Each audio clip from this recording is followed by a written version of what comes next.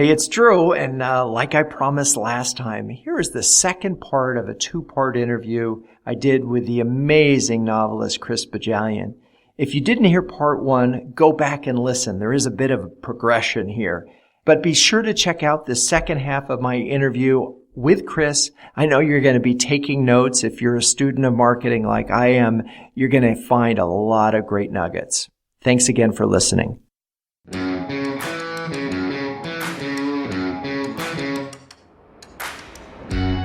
Welcome to Renegade Thinkers Unite, a show that will help you transform your marketing from mere messaging to programs that break the rules and make a difference. Join the movement today and learn non-traditional techniques that give you an edge. Now, here's your Chief Marketing Renegade, Drew Nizer. Okay, we're back, and my guest is novelist Chris Bohjalian. And Chris, I'm curious, each book of yours is essentially a new product by an author that many of your readers already know. But every time you release a book, I know you go out on the road, and I know you spend a lot of time on the road. And talk a little bit about the road tours when you're doing it, and what difference those sort of make to you and the marketing of your books.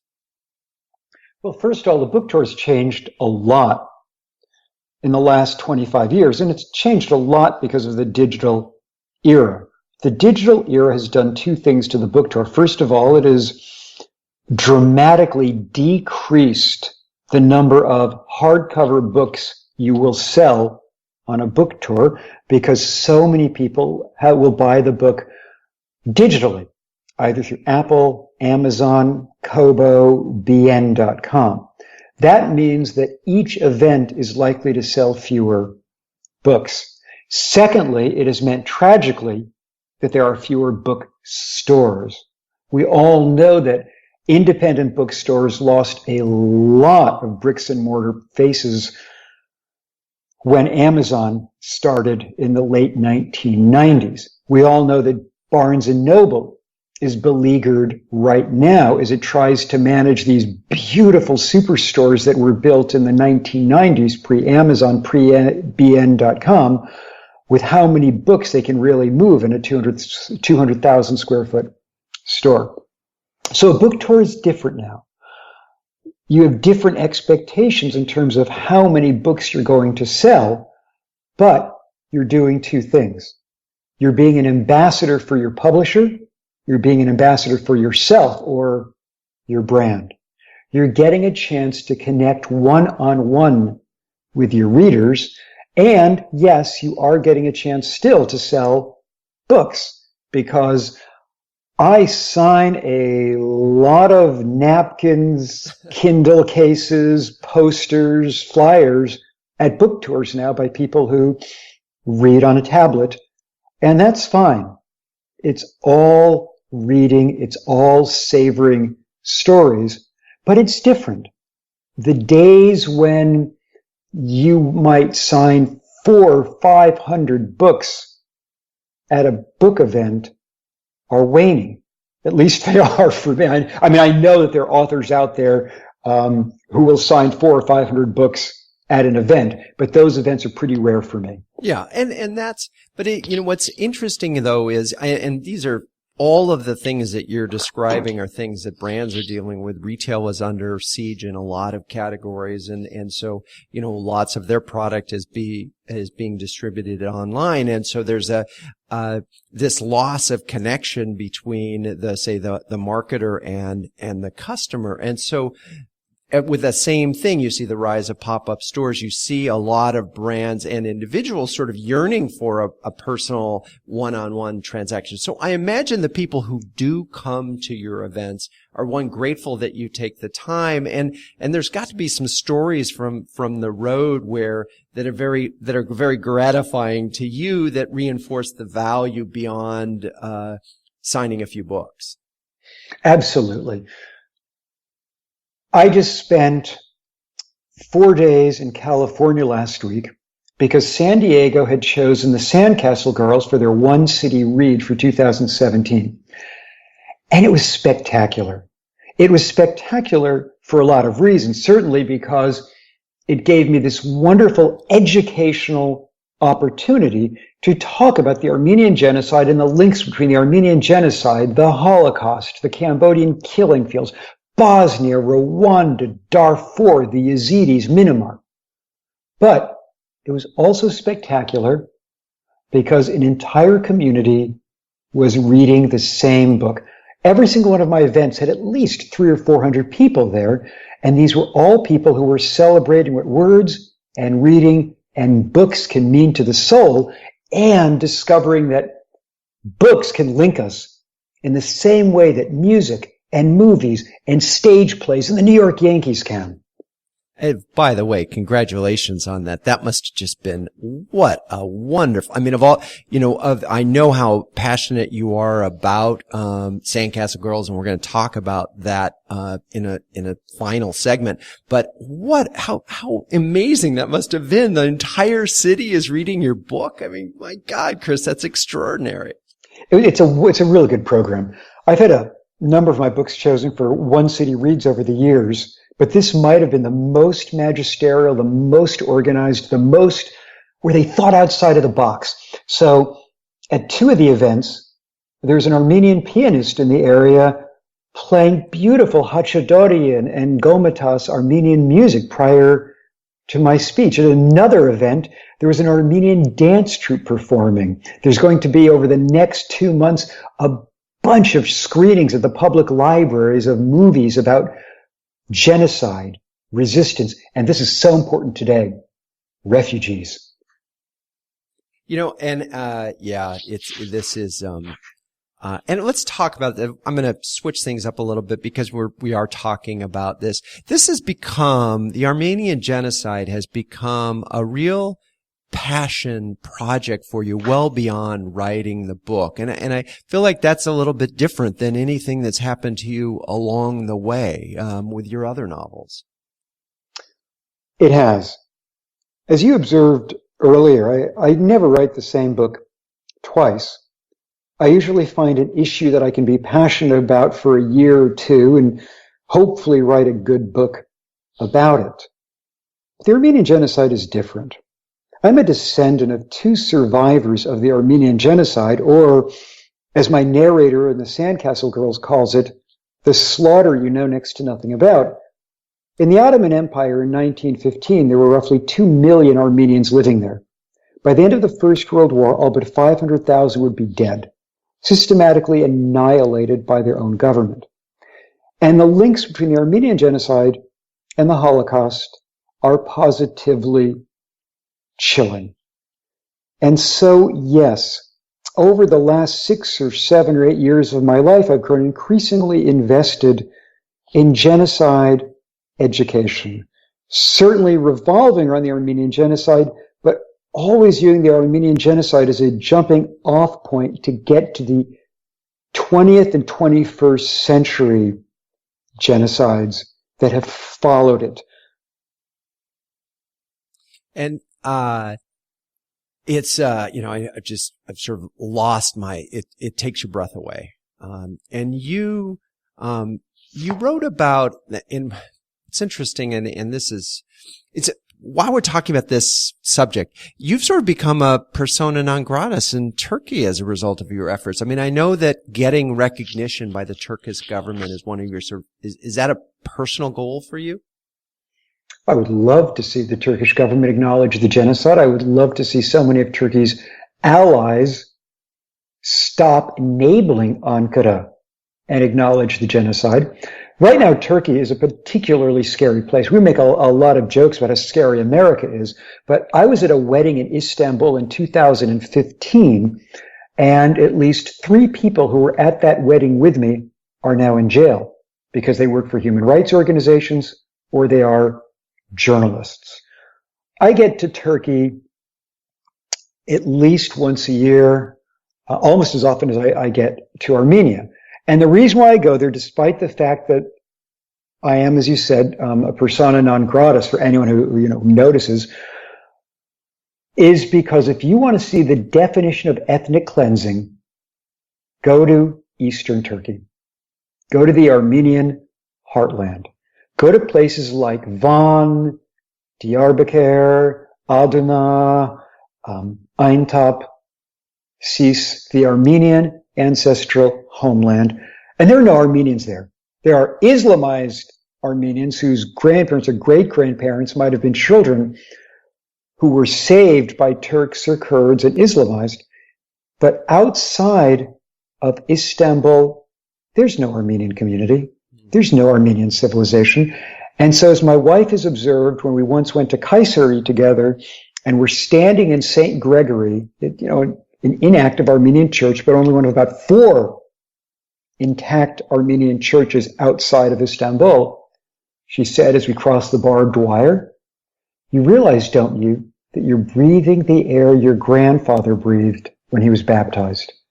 And that's important. It's important to go back and walk those footsteps. Hey, it's Drew. I wanted to use this break to ask you a single question. Are you a courageous marketer? Do you have the courage to go to your board of directors and say, marketing could drive the growth of this company? We just need 3 times the budget. Do you have the courage to take the big idea that you already have and extend it internally and externally through influencers, through the media, through all of your content? If you're a courageous marketer but aren't sure how to roadmap all of this, I have a big idea for you. It's called Renegade Thinking. It's a program that we've developed and work with exclusively for B2B marketers, generally at large companies. And I want to give you my cell phone, 917-679-8852. Just text Renegade Thinking to 917-679-8852, and we can talk about how you can cut through. To sort of bring this back to marketing a little tiny bit, and I don't want to reduce the moment, but there was something that I read when you were telling the story of Sandcastle Girls. You actually learned some lessons from your earlier book of Skeletons at the Feast, and Yes. I thought that was fascinating, and it made me sort of think of I saw a very senior person at Pepsi talk about a campaign they were doing that had to do nothing with Pepsi, but had to do with some of their CSR activity. And what they learned was that sadvertising, as they called it, didn't really work. You found a device in this story that allowed you to tell this story, but do it in a way that I'm going to just say made it make it more sort of as the right word, enjoyable. Yeah. There were 2 issues that I learned from Skeletons at the Feast, which is a novel about one German family's complicity in the Holocaust. When I wrote Skeletons at the Feast, which was published in 2008, I didn't need to educate my readers about the Holocaust. Everyone who opened that book knew about the Holocaust. The Armenian genocide was different because when I started writing that book, most of my readers couldn't find Aleppo, much less Armenia, on a map. So the first thing I needed to do was to create a female version of me, an Armenian-American novelist at midlife who can serve as the educator, who can say this cataclysmic crime occurred and you know nothing about it, but don't feel like a dummy, because there's a reason you don't know, and it's this. The other thing I knew was this. No one was going to read a novel about 1.5 million dead in the desert in 1915 and 1916. And so I thought about what I loved. And I've always loved big, sweeping, epic love stories set in the midst of war, books such as Michael Ondaatje's The English Patient or Ian McEwan's Atonement. And so I decided that I'd have a narrator, a female version of me, Laura Petrosian, in the present, but I would have a love story about her grandparents in 1915 in Aleppo. And so when I think of the Sandcastle Girls, yes, it's about the Armenian genocide, but as a novelist, it's a love story. It's the story of a Mount Holyoke girl, class of 1915, who ventures to Aleppo in the midst of the genocide and there finds her soulmate, an Armenian engineer named Armen Petrosian. And so the book chronicles their love. It's a beautiful story. I highly recommend it. Chris, what's next for you? What are you working on now? You will see a new book from me on March 13th, 2018 called The Flight Attendant. The Flight Attendant is about an alcoholic hot mess of a flight attendant named Cassie Bowden, who flies for an American-based carrier overseas, picks up the guy in 2C on the flight from Charles de Gaulle to Dubai, wakes up the next morning in his spectacular hotel room, and finds that he's dead. Someone has cut his throat and he is bled out on the sheets beside her. So a single woman alone in the Arabian Peninsula, she puts the do not disturb sign on the door, gets back on her flight to Paris and then JFK, only to discover that you can't escape from a body you leave behind in a bed, even one 8 time zones to the east. I think it's also, to be honest, about women and alcohol and women and consent. Wow. Okay. Well, that's a lot to look forward to. And people can find and connect with you on all the social channels that we mentioned. And of course, chrisbohjalian.com. I will have a link to that page in the show notes. I think the last thing you have become a professor as well. And I'm curious it's a big deal. Talk a little bit about that. Whoa, I am not a professor. Okay, I'm sorry. I don't even play one on TV. I could never do the wonderful work of a real professor. Occasionally, when asked, I will do a master class. I did one at Yale in June. I'm doing another one at Rutgers next June. But my 2 or 3 days a year in the classroom, it pales before the work of real, wonderful academics before whom I absolutely bow, who are way better at teaching than I ever could be. Okay, so fine. You have a master class at Yale, which is not an insignificant thing. Talk a little bit about your master class and what you're teaching your students. You're teaching these attendees. It goes back to opening. It goes back to the fact that I believe television and the digital age have changed how readers approach novels. You need to immerse them fast into what the story is, why the stakes matter, and why it's emotionally relevant to them. And so what I like to focus on is, how do you begin? What's your point of view? What's your tense? And what's going to create either that sense of dread or momentum or enthusiasm to cause your reader to pick this book up off the table or download it when there are so many other choices? What's going to hook them on page 1? And, if I just put the words marketing strategy in front of everything that you just said, I could summarize this episode and this conversation and why I thought it was so important that my listeners got a chance to hear you talk. If we think about marketing for a second as something that should ideally make an emotional connection with consumers, the question is, how do you get these folks to be involved in your brand, in your story? And how, it may not be about dread, but it could be, the desire of getting them to be enthusiastically involved in your brand is very similar. I am not going to attempt to summarize this episode any more than what you just said, Chris. It has been such a pleasure having you on the show. Thank you so much for taking the time. Oh, Drew, it's great to speak with you. Again, I learned so much from you at J. Walter Thompson, and I've got so many fond memories of our time together. And your book, The Periodic Table of Marketing, completely rocks. Well, thank you, Chris. And to all my listeners, keep those renegade thinking caps on and strong.